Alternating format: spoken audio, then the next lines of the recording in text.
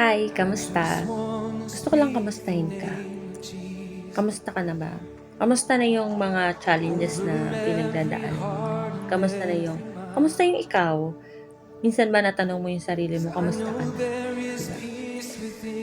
Maybe this day, may gustong hindi maybe, today, may gustong sabihin ang Diyos sa'yo. Sa lahat at kabila ng mga pinagdadaanan mo ngayon, sa mga bigat at sakit na meron ka, gusto nang sabihin ng Diyos sa'yo. Hebrew 13:5b, He will never leave you nor forsake you. Hindi ka na iiwan, hindi ka niya pababayaan. Maniwala at magtiwala ka na.